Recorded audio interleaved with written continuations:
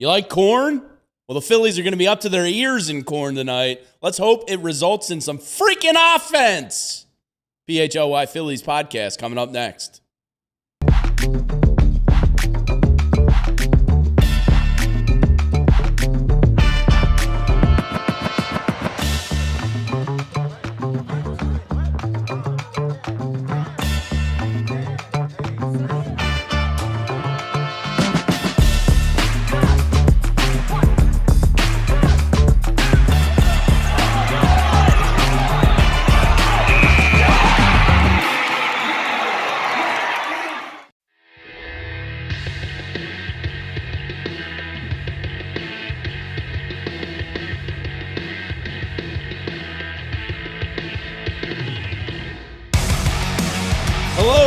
Live from the Xfinity Lounge here at PHLY. This is the PHLY Phillies podcast presented by Wawa. Love saying that. Thanks to our friends at Wawa for bringing you the show. Jamie Lynch, Corey Seidman, and Corey, look down below. We have corn. Before we get to the corn, probably got to get a little the frustration of yesterday out of our systems because, my God, the rubber match game yesterday in St. Louis was about as frustrating as it gets because, first and foremost, did not expect Zack Wheeler in that kind of magnitude of game. 40 games now remain on the year in a rubber mat situation with the team nipping at your heels in the wild card. And we'll talk about the wild card standings. To go out there and give you that performance yesterday, that was surprising to say the least. Yeah, I mean, first off, with this game in Iowa tonight, I mean, it's a unique one-off event, and the Phillies have been a part of several of them, like when they had the Little League game in Williamsport, or they went to London. But this timing just feels so off. Yeah. We're going to talk about this later, but this feels like a techno song going off at a funeral right now. Like, just to have this little siesta in the middle of the week. Is that Bad Bunny? Really, that's what it feels like to me. It's just such a weird tone at this point in the season. But hey, hopefully the Phillies go out and have fun tonight. But yeah, yesterday you're expecting that they might be able to pull out the series win. Zack Wheeler going in the finale, and first few innings he looked great. I mean, he retired 16 of the first 18 hitters. It looked like normal Zack Wheeler, but then just a string of hits in that fifth or sixth inning where the Cardinals had 4 consecutive base hits off Zack Wheeler. He's just been more hittable lately. Like, we have a graphic that shows this, and the downside of Zack Wheeler is a lot better than the downside of most pitchers. Like, this is the bad version of Zack Wheeler, and this would be the good version of Aaron Nola. So that kind of just points out that when he's going south, it's not that he gets bombed, it's that he just shows signs of being human. Like a 253 opponent's batting average is about 70 points higher than we've seen out of Zack Wheeler in recent seasons. But it is a concern because the Phillies have lost 4 of his last 5 starts, and as we all know, this team is built around not just wanting to win behind those top 3, but needing to win behind those top 3. And they just have not been able to get the job done consistently under Wheeler since the beginning of July. And for Christopher Sanchez, he's kind of showed some signs of humanness too. The Phillies are 5-2 in his last 7 starts, but a few of those times he's looked he's struggled a little bit as well. I think that yesterday that might have been fatigue catching up on Wheeler, because he threw 116 pitches 4 days earlier, or 5 days earlier. So, and he was on normal rest, and that was the most pitches he had thrown in a game since 2022. So I think that was just him running out of gas a little bit, and hopefully he's back to the strongest version of himself next time out. Yeah, I'm not overly concerned about Zack Wheeler. I think the body of work, there's not much to doubt there. He's entitled, as every pitcher is, to have a hiccup here and there. Right. But you're right. I think like the deep, dark, scary parts of our Philadelphia Phillies fan brains, at least in my text group, is like Christopher Sanchez and Zack Wheeler are more human lately than they've been Superman. Mm-hmm. And that, on top of the bullpen issues, on top of having to see Alec Boehm continue to bat for this team, on top of the defensive rearrangements, it just feels like a comedy of errors lately. And Zack Wheeler and Christopher Sanchez being human is like scary. Well, something I was thinking yesterday, because it was another day where Schwarber went 0 for 4, and because he didn't generate the offense, the Phillies didn't score runs. And so I looked this up. The Phillies are 42-51 this season when he does not homer. They're 9 games under 500 when Captain Schwarber doesn't come to the rescue. Holy hell! And that's and are you really going to be able to rely on Schwarber to homer? No. More games than not rest of regular season or into the playoffs. Even if he does the best of all time, it's still 100 games left. Left of the season. Well, I mean, you have 40 games left in the regular 70. Whatever. It is. But 40 games left in the regular season into the playoffs. If he homers in 15 of those games, that would be a good ratio. Yeah. You're not going to be able to rely on that every night. And same thing, you're not going to be able to rely on dominance from Wheeler and Sanchez. Wheeler, his ERA now is at 2.89. Sanchez's ERA is at 2.54. Season ends, you're probably going to be right in that range for both guys, but that's not the 2 that they were at, a month and a half ago. The one who's pitching the best out of the 3 of them right now is Jesus Luzardo. Yeah. He's been unbelievable. It's just that you have no margin for error because you have to win all these Wheeler, Sanchez, Luzardo starts just to give yourself a chance to get some sort of cushion in the wild card race, because this is the first day in quite a while the Phillies woke up out of a playoff spot. Ugh. Say that one more time. Yeah, they woke up out of a playoff spot. Ugh. Ethan, there's the graphic for you. Cubs are running away with it. It would be shocking if they do not make the playoffs. The Padres, the hottest team in baseball, now have a 1-game cushion. We did the show just yesterday, and because of the tiebreakers, the Diamondbacks and Phillies hold over the Padres, they were ahead of them. Now they are behind them. Yeah. And the Phillies are that line in the middle there. That's an important one because the Phillies are on the wrong side of it. That is not great. Yeah, and the Padres are playing great baseball right now. They just swept the Brewers after beating the Astros 2 out of 3. Brewers are the best team in the National League record-wise, and the Astros would be the AL West winner if the season ended today. So, the Padres are playing well against good teams, whereas the Phillies are playing bad against bad teams. Look at those last 2. The Blue Jays were a team that sold at the trade deadline, and they're kind of just playing out the string. Phillies lost that series. The Cardinals sold at the deadline, pretty much just playing out the string with a young team, an over-aggressive young offense. Phillies lost that series. So they're just not giving you many signs to be optimistic here that they're going to put together a run. They're just treading water right now. They're just doing everything they can to make the playoffs. And that's just a total failure for a team that has this high a payroll, this big of expectations, to be 64-58 with a negative run differential. The Phillies have spent most of the season with a negative run differential. And at a certain point, you just are what your record says you are. Yeah. And that's what you are at this point. If they miss the playoffs, which, look, we polled the 3 of us the other day, and Ethan said they're out. Me and you said they'll make it. I still feel like they'll kind of make it because of those top 3 in the rotation. Those are kind of losing skid prevention tools and, in theory. But if Zack Wheeler goes out and gives up 6 to the Cardinals, the whole world's off its axis.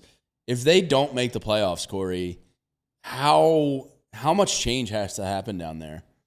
From front office to coaching to roster to all of it. Do you think it's realistic that there will be wholesale change, or do you think it's just a little bit here and there? Because that is, you don't spend that kind of money if you're John Middleton and expect to not even make a 3 wild card playoff spot. If they miss the playoffs, I do think that there would be big change enacted in the front office. Dombrowski might be gone. And the reason I say that is because that would get John Middleton and ownership to a place where they're saying, we don't believe that this is the right path moving forward. You didn't make the right moves during the offseason. You didn't make the right moves during the deadline.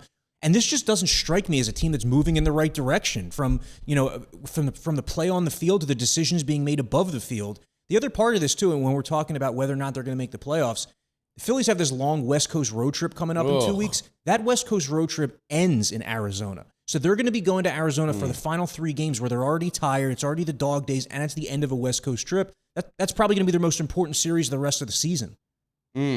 So that series might determine whether they do or don't make the playoffs. You can't get swept. If you lose 2 or 3, maybe you can still be able to catch the Diamondbacks by the end of the season. But you cannot get swept in that series. I know we're looking ahead a little bit, but all of a sudden you have to circle that D-back series. Whoever expected that was going to be the make or break 3 games of the Phillies season? And that is if you were to rank the stadiums across Major League Baseball where I want my season decided by, Chase Field, is it still Chase Field? I forget. I think so. Yeah. Who knows with all the name change. I still call it AT&T Park. It's Oracle Park. With all the name changes. It's still Chase Field. Okay. Yeah. Chase Field would be San Francisco would be my least desirable place to decide a season. Chase Field would probably be number 2. Well, you know how that series is going to end. big Max Kepler comes to the plate for the Diamondbacks.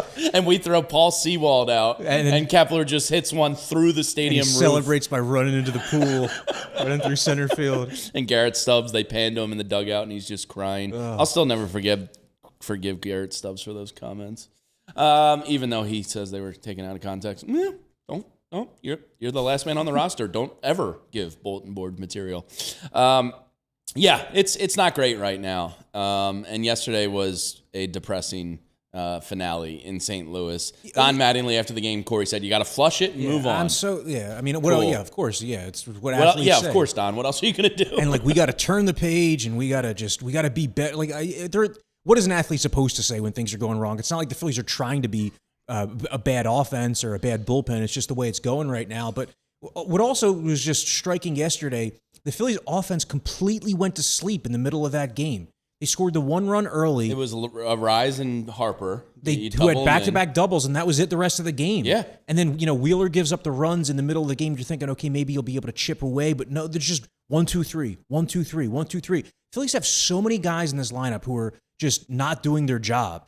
Harper had a good game yesterday. Thankfully, a Rise finally got a hit to get off the schneid. But they have some cold hitters like Brandon Marsh. Oh. Take a look at this graphic here. Brandon Marsh's last, 35 games or 40 games that he's hitting? 160. Ooh. So that hot... That's your all-star. And that hot first half he has been totally wiped away by these last 35 games. It has straight up gone from Brandon Marsh is having a career year to, hey, Brandon Marsh had a good half, the same way that he's had good halves in the past. So because this has totally normalized his numbers. Trey Turner's back to pretty much not setting the table, not hitting for power. He went over 4 yesterday. And then Luis Arraez as a Philly. Hey, he's at the Mendoza line. That's an improvement from yesterday. And that will just shoot up. I mean, he might go 3 for 4 tonight, Arraez, and the whole thing looks different. But he just so far has not been the savior or the big piece that the Phillies were hoping would just slot into the middle of that lineup and be like an every night threat with runners on base. Yeah, that is terrible. Trey Turner might be the most frustrating part of this season as a whole, from your big money guys, obviously. Yeah. But Brandon Marsh, man, go from an all-star game to falling off a cliff. That is absolutely brutal. And you don't want to have a player like that who can just be so red hot and so ice cold. You want consistency. Yeah. I know that not a lot of players are truly consistent. Most guys do have the peaks and valleys. But what Marsh is doing right now is just absolutely killing you. It's like almost every night, 0 for 4, 2 strikeouts, weak at bats. He just needs to get back to using the entire field, hitting line drives. Maybe it's a little bit of... I always wonder with guys like that who so outperform what you expect, if they start feeling themselves a little bit, do they start thinking, I found the answers, I have the right approach at the plate? These guys still work on a daily basis, but it might be a little bit of that, the comfort creeping in, and that's the last thing you want. He did have a full calendar year from his call-up last year, from the injury to basically the All-Star break. He put together a full calendar year of really excellent performance. To your point, maybe, started smelling his own farts a little bit. Yeah, it could be. I mean, so you have Turner who's cold, Marsh is cold, Arraez is cold. Stott's performing well right now. Harper had a good game yesterday. Schwarber. Stott's the best overall Philly. Right now, yeah. Yeah, right by now. far. But other than that, JT's back to doing nothing. JT, real quick. Every fan I know and doing this show, everybody called this. Yeah. I remember doing a short last offseason where I was like, go get Adley Rutschman this offseason. He's going to be on the trade block. They have a surplus of catchers. Go get the guy. Don't re-sign JT. Fans I talk to on Twitter, here, in our Discord as Diehards, all were like, you're going to get pigeonholed into re-signing JT. This looks like another bad contract. And not only did they pigeonhole themselves into having to re-sign him, they also now have pigeonholed themselves into having to start him the next 3 years. Something I was thinking close to the deadline was Liam Hicks of the Marlins was on the block. He ended up getting traded to the Rays. It's a really good point. He's a guy who catches and plays first base a little bit. But if you didn't make the 3-year, $45 million commitment to JT, maybe you explore something like that. If it was a Hicks or a Rutschman could be here right now if you didn't sign him. Rutschman, I put in a different category because he cost the Red Sox an absolute truckload of prospects. I don't think that would have been realistic, even if the Phillies needed a catcher, because it would have cost you so much. But someone like Liam Hicks was acquired inexpensively by the Rays. This is hindsight, clearly. Hindsight's 20/20, people. But if you didn't allocate that much of a commitment to JT, you wouldn't be beholden to him now the way you are for the next 2.5 years. Because honestly, and he's a great guy, he's a great athlete, and he does a lot of things that you don't see. But Father Time is undefeated. But is there anybody on this, like, he is so little of a threat when he comes to the plate. No. Like, when he comes, every once in a while he comes through, it's a line drive into the gap or something like that. But when you look at him as like a number 9 hitter at this point. And I said this, I can't remember if I said this on our show or on Cuz's show the other day, but the other guy that the Phillies would have been looking at, if they signed Bo Bichette in the offseason, the only catcher left to sign at that point would have been like Victor Caratini, who's like one of these journeyman catchers. Victor Caratini has the exact same offensive numbers this year as JT Realmuto. And it would have cost you about 1/100th of the... Yeah, but just beyond that, like, that's now the tier of catcher JT's in. Like, he went from being the best catcher in baseball when the Phillies first got him to, like, okay, maybe he's the 7th best to 10th best catcher. Now he's probably like offensively, he's probably like the 20 to 25th best catcher. Yeah, and he's not good at challenges. He appears stubborn. No, he's great at challenges. He just doesn't challenge enough. I should say he doesn't do them enough. Yeah. He's one of the best in the league at them, but the team and people want to see more of it, and he just like refuses to increase his challenge rate.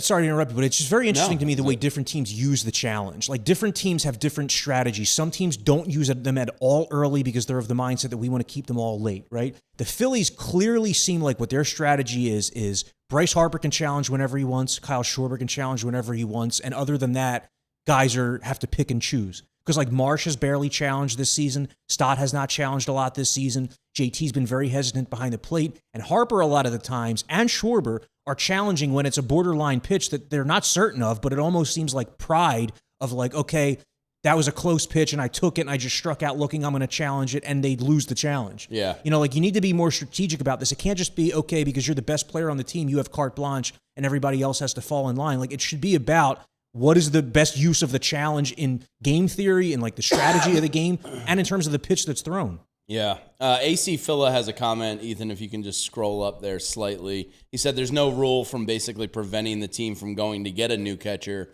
Yeah.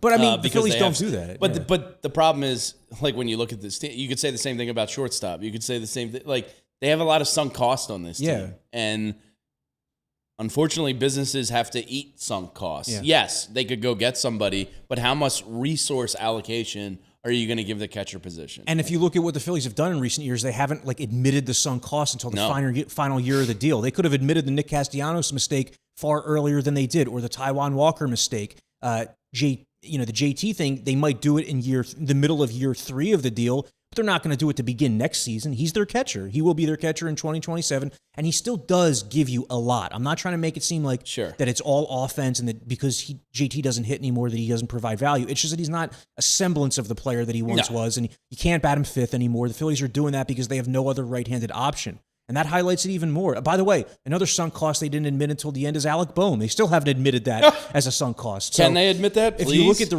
recent track record, there will be changes after this season to the roster, but certain elements of the status quo will remain, and I think behind the plate is one of them. When it comes to AAV amongst catchers, do you have any idea off the top of your head where JT falls in?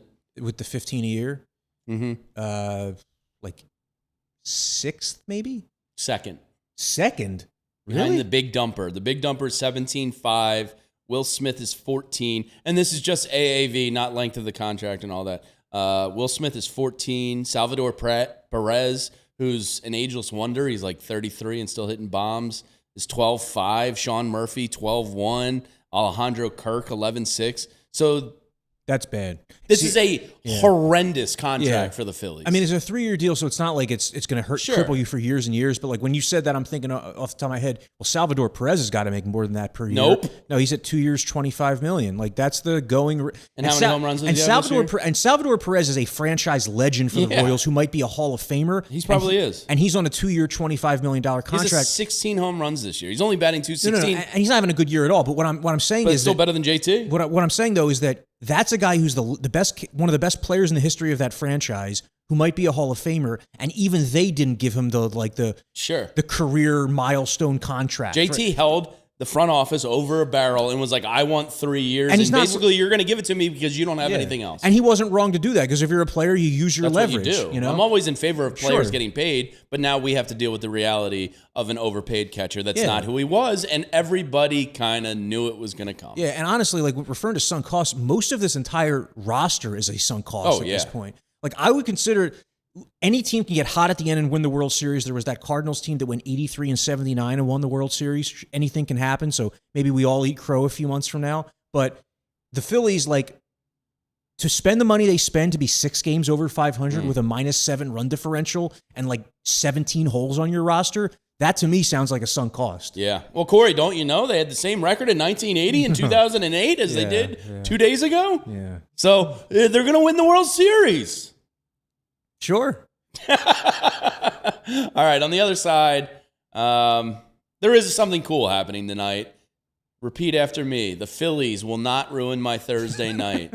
The Phillies will not ruin my Thursday night. Let's talk about the Field of Dream game tonight on Netflix next, right after this. Xfinity has a 5-year price guarantee. What if you knew you could have reliable and intelligent Wi-Fi? And what if you could keep it at the same price for 5 years? That's the Xfinity 5-year guarantee. Imagine a Wi-Fi at home that makes everything work together. It finds problems and fixes them before you even notice them, like super intelligent Wi-Fi with a 6th sense. And that lets you stream the game, even when your whole family is online. All your devices in perfect harmony for 5 whole years. And here's the best part. No annual contracts, no hidden fees, and Xfinity's best equipment included. Take it from me. A lot can change in 5 years. Championships are won, records are broken, and dreams grow bigger. But your Wi-Fi, it should stay reliable, and the price should stay put. Lock in your price and unlock the possibilities with Xfinity. Learn more at Xfinity.com. Xfinity, imagine that. Select plans only, restrictions apply. You never realize how important the systems are in your own home until one of them breaks. I had my hot water heater go out a couple of years ago, and I panicked, and I was just like, oh no, what do I do? How much money is this going to cost me? And that's when I decided to start using HomeServe, because when one of your systems, whether your water heater, your furnace, a plumbing issue, goes wrong, things can get expensive in a hurry, and that's why HomeServe is such a smart option. They offer plans that protect many of the house systems that we rely on, your heating and cooling, electrical, and more. And plans start at just $4.99 a month. So it's easy to find one that works for your home and your budget. And if something does go wrong, you don't have to scramble to find help. Just call HomeServe's 24/7 hotline to start the repair process with one of their experienced local contractors. They're rated 4.8 out of 5 stars in the repair systems and an A+ in the Better Business Bureau. It's a no-brainer to use HomeServe and protect your home. If it's been a while since your last pest treatment at the house, it's time to get in touch with our friends at Evans Pest Control. This is a good reminder to get ahead of these things. And right now, for returning customers, you can get 5% off your next service. If you haven't had it done in the past 12 months, now's a good time to do it, because when pest treatments lapse, those buggers, literally pests, ants, spiders, bees, rodents, and other common household pests are looking for that place to settle down and call their home. Regular service helps prevent these infestations before they start and keeps your home protected all year round. So if it's been a while, now's the perfect time to reconnect with Evans Pest Control. Use the code RETURN5 when booking your next general pest treatment and get 5% off this limited time welcome back offer. Learn more about it at evanspestmgmt.com and tell them PHLY sent you. Say it with me, Corey. The Phillies will not ruin my Thursday. The Phillies will not ruin my Thursday. Because I'm actually looking forward to this tonight. And to your point, it is coming at an absolute worst time. The fan base is down bad right now. Most of this roster is hated, and I don't mean we personally hate these guys. Most of them seem like pretty good individuals. But like the performance is just gross. There's not any excitement. This offense stinks. This bullpen is a sieve. Your starting pitching, which is normally great, is going through some weird stuff. It's just an all-time bad timing for a game. Because it's like now you have to do the silly things like how many stalks of corn can you catch? As like the players are miserable. And I saw a quote from, I think it was Paul Casella's morning newsletter, and it was like a Kyle Schwarber quote, and it was like, Oh, it should be a lot of fun. I've never seen the corn and the field and the movie set before. I hope we have a good time. And my first thought in my head, my internal dialogue was like, shut up, Schwarber. Like, I shouldn't be at that point where I'm yelling at one of my favorite Phillies to, like, shut up about a quote he was asked about where he just answered it. But even if you're a player, because there's going to be, like, over under 500 million, so how cool is it to be in the And so, like, if you're a player and you get that question, it's like, yeah, it's cool. But in the back of your head, you're probably thinking, like, we need to win a game tonight. Yeah. I need to get off the schneid tonight. Yeah, it really is. And I got a text last night from my cousin who lives down the street, and his kids, and he's like, should we do a viewing party for the Field of Dreams game? And I was like, I hope they lose. Like, I kind of want, like, the other day in the pool we were watching, I was like, they were like, are you cheering against the Phillies? And I was like, I kind of want them to bottom out. Is that wrong? That's wrong. It's not a good place to be. I mean, this is a me problem. I've been there many times as a fan with the Sixers personally, like, so I know what that's like, where you see a team that appears directionless. Like, I just don't want to have false hope anymore. Well, yeah, and you see a team that appears directionless, and you just think, like, I want actual change to be enacted, and it's only going to be possible if the worst case scenario happens. But I will just say that, like, there still is the chance the run happens. In 2022, none of us expected it. This team isn't giving us any reason to believe right now, but they did get red hot for about 6 to 8 weeks under Don Mattingly. So, I still don't think we're at the point yet where we're, like, rooting for the demise, personally. I know. I said the quiet part out loud. Let's make it today's big takeaway, brought to you by Xfinity.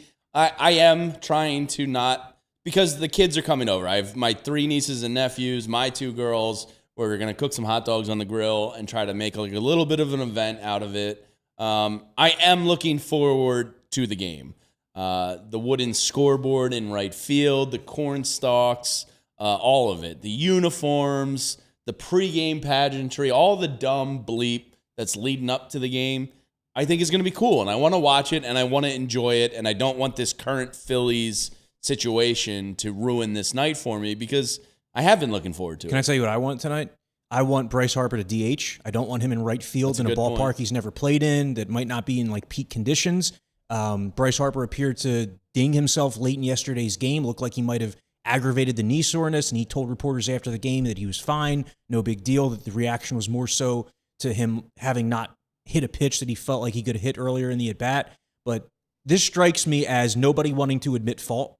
This strikes me as, like, okay, the Bryce Harper to right field experiment immediately worsened the knee injury, but now none of us can admit it because it was such a stupid decision to begin with that we all have to act like nothing's happening. And I sure hope that that's just, like, me being a cynic, but that's how I'm reading the situation so far. No, I mean, I think you're absolutely right. Don Mattingly was asked about it the other day, and he's like, no, he hasn't heard it more. It's just uncomfortable. But then did you see what Don Mattingly said yesterday? No. Don Mattingly yesterday, when he was asked about did Bryce re-injure himself late in the game, his response was, yeah, it might be at a point where he just has to sit down for a couple of days and figure this thing out. And that's what he's saying literally a day after they said nothing's happening. So that's why I just say that you can't. Yeah, what are we doing? Alec Bohm is not worth this. But that's just what I'm just saying. Like, you can't just listen to what the manager says, what the player says. A lot of times they're saying what they want the truth to be rather than what the truth is.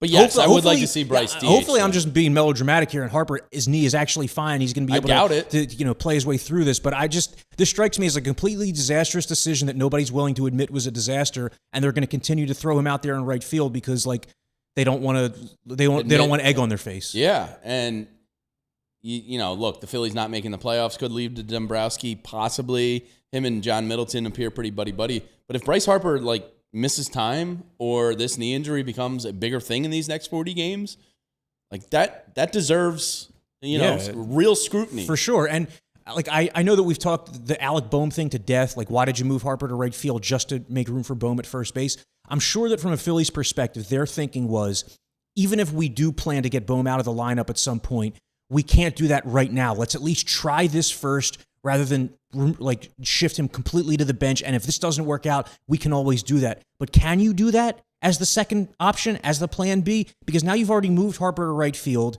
and it may have messed up his knee, which messes up the rest of the season. So it was just a brutal decision. I like the Arise move, but to end with that being what you reconfigured things into, it's like, what are we doing here? Pure desperation. Well, you could have gotten a rise and kept Bryce at first. Yeah. Like, that was the easiest. Yeah. Keep it simple, stupid. And traded your number 6 prospect for a right fielder, or just played De La Cruz and Hill. Like, it's it screams either delusion or arrogance, honestly. It really does. So let's hope Bryce Harper is DHing tonight. And now a couple wrinkles in tonight's game.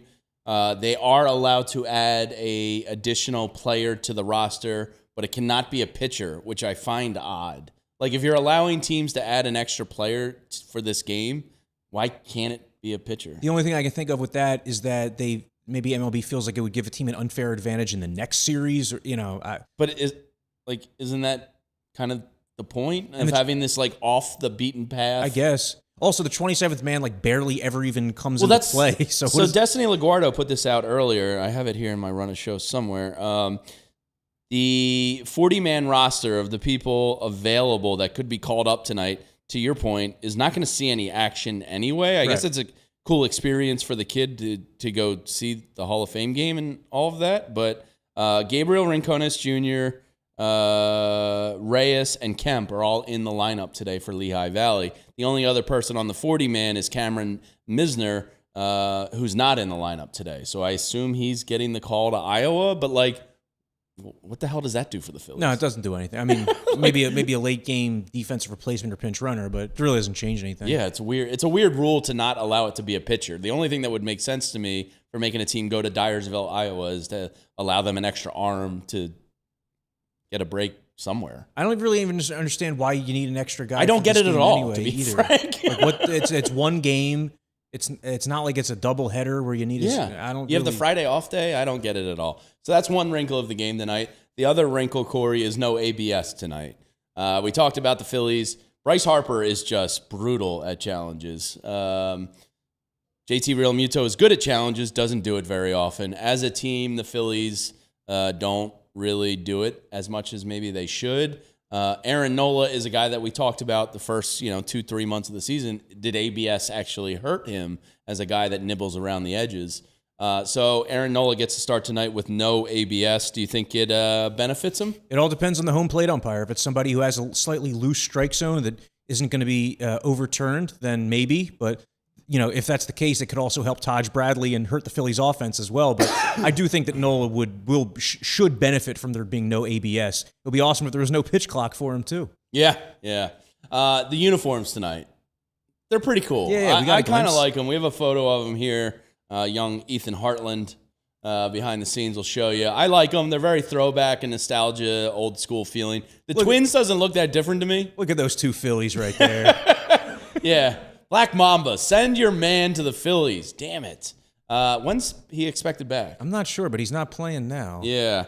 So that's a positive. You don't have to see Byron Buxton. I do like the Phillies. That's very 1900s. Actually, due back hot any off day the now? presses, he might be activated today, Byron Buxton. Oh, great. Derek Shelton, the Twins manager, said yesterday that Thursday is a possibility for Buxton to be activated from his right hip impingement. Oh, cool. So Byron Buxton's going to hit a walk-off game-winning 3-run jack. So the Phillies' 27th man will be Cameron Meisner. The Twins' 27th man will be Byron Buxton.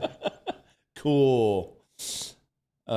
He's definitely going to send one into the cornfield, isn't he? Right off of Nola. Well, honestly, every time there's a game played at one of these alternate type fields, it is very hitter friendly. It seems like there could be some bombs. I didn't look at the dimensions. Yeah, I don't know how it's going to play, but I mean, you might see some cheap bombs tonight from Schwarber. Not that Schwarber's none of them are cheapies, but I'm saying you might see some cheap home runs the way you see it in Sacramento for an A's game, or when the Williamsport game a few years ago. Yeah, it could be some offense. Linden 49 says Netflix. Bleh. It's unfortunate for non-Netflix subscribers. I will be pissed. I fully expect a call from my father-in-law tonight, where's this Phillies game? And I'm going to be like, John, it's on the Netflix account. Even that generation has Netflix by now, no, right? Well, he uses my account. I pay for his access to it. But let's show a picture of the field, because it is optically going to look very cool tonight. These pics were from Paul Casella. Here is a nice panoramic view. There's the cornfield in the back. In right field is the wooden scoreboard that they have to manually update. So maybe the bottom half of innings, the scoreboard guys will be active, but those top of innings, they can probably just put a bunch of 9 zeros up and take the night off. It is. I just looked it up. It is 335 to both left and right field down the lines, which is similar to Citizens Bank Park. It's actually 5 feet farther than it is at CBP. But we'll see tonight how hitter friendly this ballpark is. And I mean, Taj Bradley, who's pitching for the Twins, he's been really good this year. Tons of strikeouts. He's had a handful of like 7 innings, 2 runs, 10 strikeout type starts. So Phillies have their work cut out for them tonight. Yeah. And then another cool little thing is the uniforms, obviously. Bryson Stott's cleats, I think, are awesome. There is an homage to some late, great Phillies there. It's got the Field of Dreams on one side, and then get the tissues handy for the other side, which has some great Phillies legends that are unfortunately no longer with us, including the great Tug McGraw, Roy Halladay, Dutch Dalton. You have Harry, which really gets you. And then the other two, Ethan, I don't have the photo in front of me. Is that Robin Roberts and Richie Ashburn, I believe?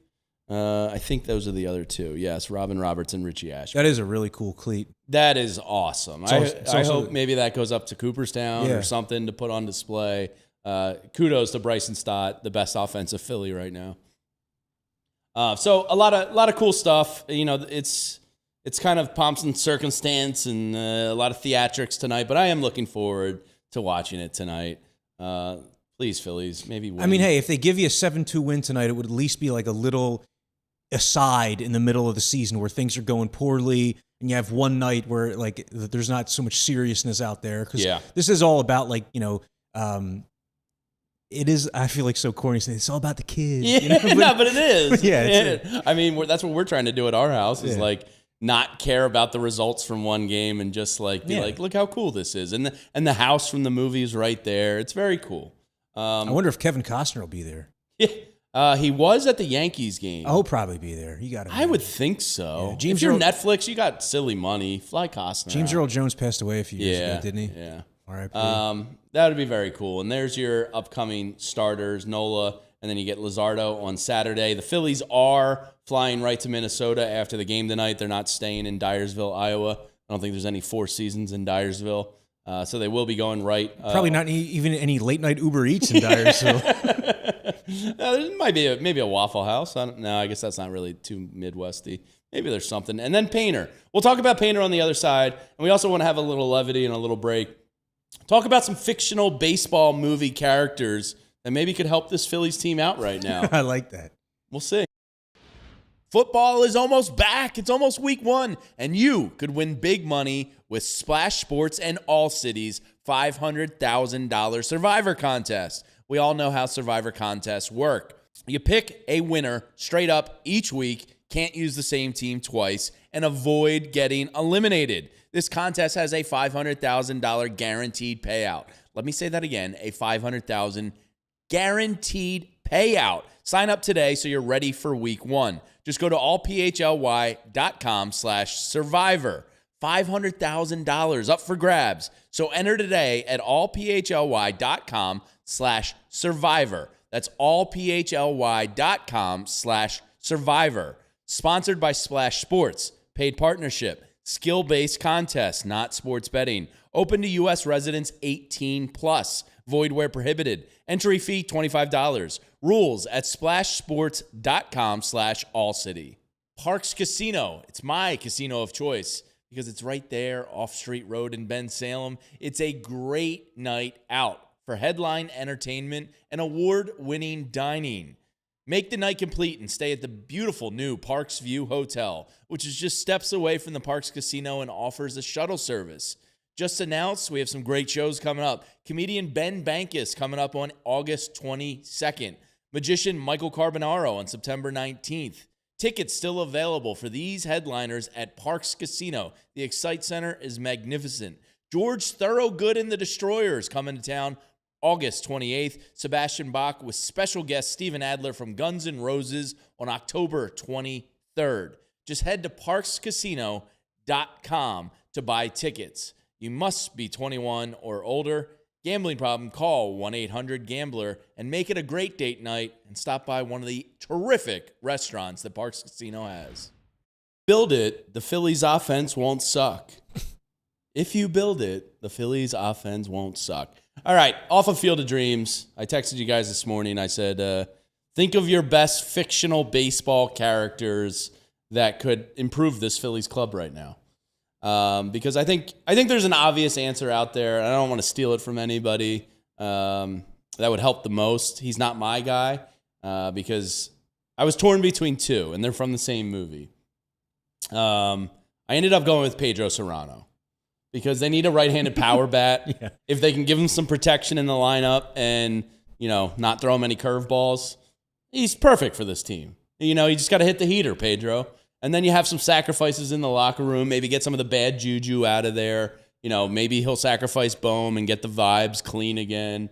I think Pedro Serrano would bring a lot to the club. You don't worry that in 2026 there's more scouting about his lack of hitting the curveball than there was in 1995? Well, you get Joe Boo in addition to Pedro, so I feel like it's a win-win. Man, there's so many different directions I could go with this. So the first name I thought of last night, I didn't think you were going to think of it, was Jack Parkman, the slugger from Major League, the evil villainous. There's the Parkman shimmy. Tell me that wouldn't be a good right-handed bat to put behind Schwarber. Was and he Harper. a catcher? I think he might have been. Yeah, I think he was a catcher. He was. So that too. You could have. And he was a brought him chain in. smoker. The Phillies could use a SIG guy. I have a couple others though. All right. Gary Busey, the Rocket from. Well, what version of him are we getting? That's a good question. Because he was cooked. Yeah, he was cooked. But if he looked like he still had one more in him. So if you give me prime Rowan Gardner, but then I'll we've throw also, him in the pen. We've also talked about the need for a fifth starter all season. Yeah. In Major League, do you remember the veteran Harris? Oh, you're the guy with the Vaseline all over his body? He was always referred to as the veteran Harris. I don't think they ever said his first name. He gets hit with the bat, Be right? a good number 5. Yeah, they could use that grittiness in the clubhouse. And then before I say my last one, I just want to make sure I don't steal any from Ethan. So, Ethan, who do you have? Howie Goodman. Howie Goodman? Who's Howie Goodman? From Benchwarmers. The guy who drinks. I never saw Benchwarmers, and that's a bad job by me. That is I a really saw when bad it came job. out, but it's been like 20 Is years. that Nick Swartzen? I think so. He drinks sunscreen. and has really bad agoraphobia. I have a feeling that wasn't your last one. No, I was going to say the Phillies need some athleticism too, so like Benny the Jet Rodriguez. Yeah? But the overall... But we don't really know Benny's game at the Major League We level. know he can steal... You said a few weeks ago, we know he can steal home. Yeah, that's all we know. But my overall question is, would Alec Bohm be Roger Dorn? Yeah. Third baseman, disliked Involved right in now? money schemes? Well, come on, no, not on his end, but... No more of that Olay BS, Dorn. Although, you know what? The Major League Series ended with Major League 3. Roger Dorn ended up being the general manager of a minor league team. So yeah. maybe that's in Bohm's future. Yeah. Well, I think the most obvious answer out there, and please in the chat let us know who you think. I think Roy Hobbs is the one I didn't want to take because right-handed bat, power, can bust out the stadium lights. I think that's the obvious one. The other one I was torn between was Wild Thing. Oh, yeah. If you had Wild Thing as a setup man to Duran, you're really cooking with some gas there. In the high ceiling, low floor. It could go either way. Yeah. I would take the Wild Thing in this bullpen. Yeah, Wild Thing would be all right. He's been in some pressure moments. Yeah, the California Penal League. So I have in front of me Bleacher Report's top 25 fictional baseball characters, and let's just buzz through them. Before you do quick. that, in the movie For Love of the Game, I don't think you've seen that, right? Yeah, that's Costner, It's right? Costner, yeah. But so his catcher is John C. Reilly. And I love John C. Reilly. But in the years since, people have pointed out that like John C. Reilly apparently had like no athletic ability baseball wise, didn't really. So they had to like heavily edit those scenes with him. But it's clearly not John C. Reilly. Worth going back to rewatch every time he makes a check throwback to the mound. I do want to watch Field of Dreams with the girls, so I'll have to get into that. So here is Bleacher Report's top 25 fictional baseball players. Jack Parkman comes in at number 25, the catcher for the White Sox. The ladies love the shimmy here in Chicago. Stan Ross, Mr. 3000. Bernie Mac comes in at number 24. What about T-Rex Pennebaker? Wasn't he the big slugger on Mr. 3000's team? I think another guy is named in that. Hamilton Ham Porter from Sandlot gets named number 23. Eddie Harris, your man from Major League. He did have a first name. Yeah. Okay. Yeah, number 22 with the Vaseline and the hairy chest. He was like Jamie Moyer in movie form. This movie I actually liked a lot as a kid for some reason, just because it was in our VHS collection. Jack Elliott, Mr. Baseball. Oh, that's a good movie. Tom Selleck. I considered him, but he's a lefty. The Phillies don't need another lefty. Number 20, Chet Rocket Stedman.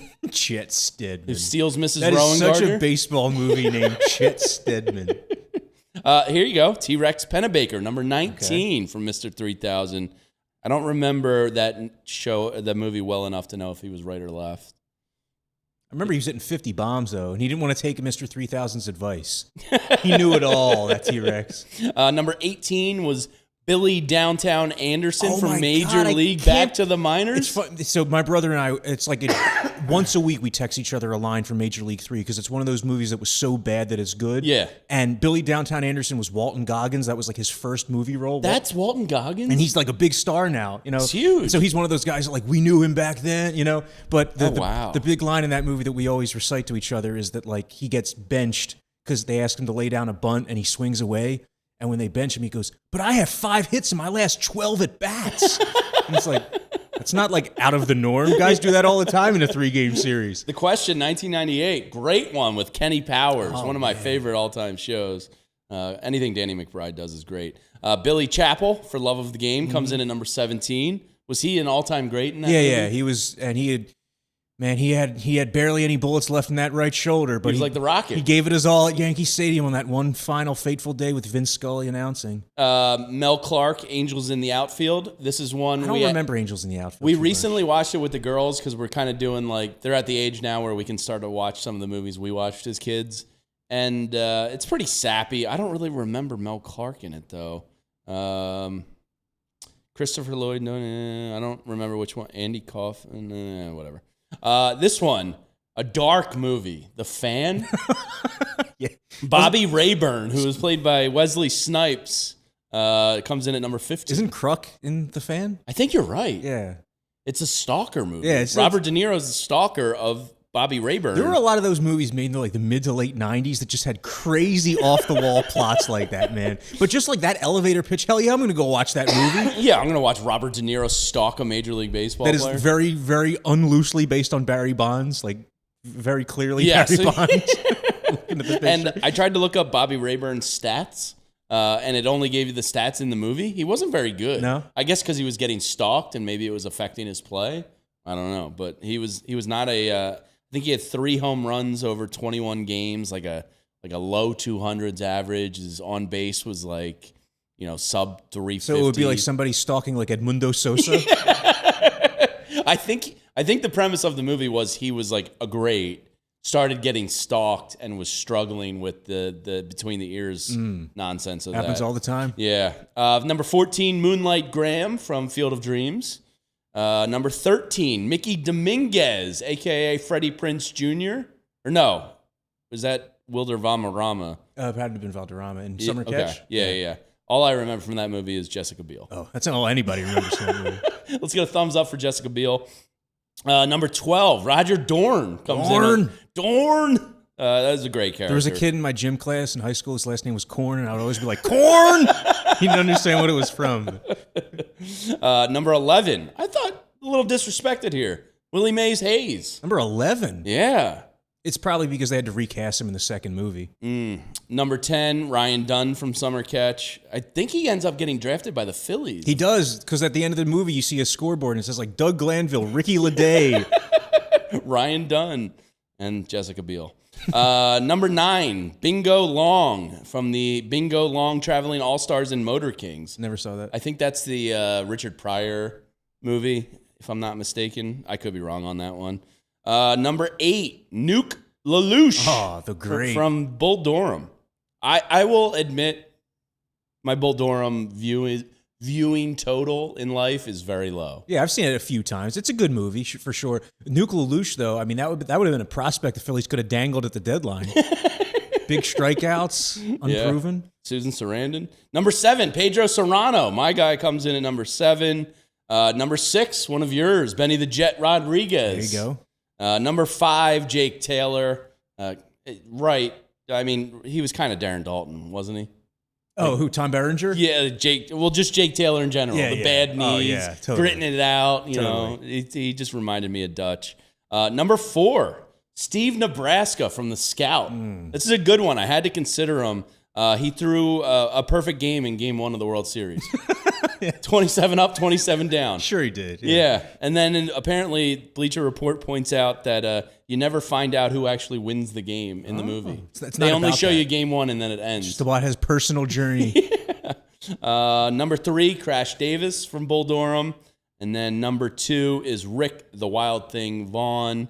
And number 1, the natural Roy Hobbs. I'll give you an underrated one. There's probably like maybe, I don't know, there might be 5 people out there in the world who remember what I'm talking about here. Remember the show Arliss on HBO? Yes. Yeah. So I loved Arliss. Isn't he the scout in the scout? Albert Brooks is the scout, isn't he? Isn't Albert Brooks Arliss? No, Robert Wool is Arliss. Robert Wool is Arliss. Okay. Robert Wool was in the scout, though. I yes. want to say. Yeah. But so there was an episode of Arliss where you remember the actor Ken Howard? He played the White Shadow. You probably know him if you saw him. But isn't he from Philly? Ken Howard? I'm not sure. But so he played a very clearly version of Mickey Mantle, like a fictionalized version of Mickey Mantle. And there was an episode where Arliss, it was his favorite athlete growing up, but this guy was at the end and he was kind of like a drunk and he was ruining his life, and Arliss helped bring him back to reality. So that's great. That was just kind of a fun situation to not complain about the Phillies for 10 minutes. Felt good. Or so. It felt good not complain about the Phils. All right, on the other side, we do have to talk about the weekend ahead. We got to talk about Andrew Painter's start the other night because I feel like we owed him some more flowers after the other night. Plenty more ahead. Don't go anywhere. We'll be right back.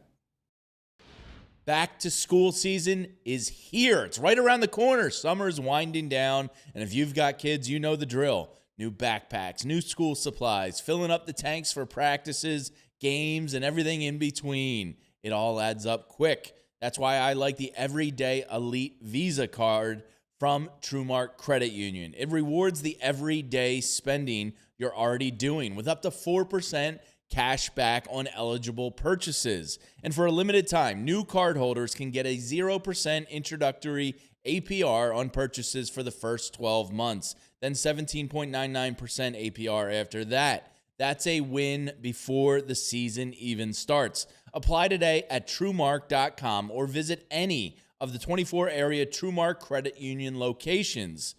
Rates based on credit worthiness. Earn up to 4% cash back on eligible purchases. Bonus categories capped annually. Restrictions apply. Visit TrueMark.com for details. Federally insured by the NCUA. If you're looking for the perfect way to cool off this summer, there's no better place than Rita's. My girls ask to go to Rita's 5 times a week, and they've got a brand new flavor. Shirley Temple Italian Ice, and it tastes just like the classic drink we grew up with. Add a little Shirley sparkle topping for a little extra fun. And while you're there, get the limited edition Shirley Temple cup, snap a photo, and post it on social media, and you could win free Rita's for a year. But don't wait. It's only here for a limited time. And Rita's is about more than one great flavor. I personally love the Misto. Get yourself a gelati. The frozen custard is creamy and delicious. Before you head over, download the Rita's app and find your nearest location. Order ahead. And if you're a new app user, you might even get a free small treat for signing up. With so many flavors to mix and match, the combinations are endless.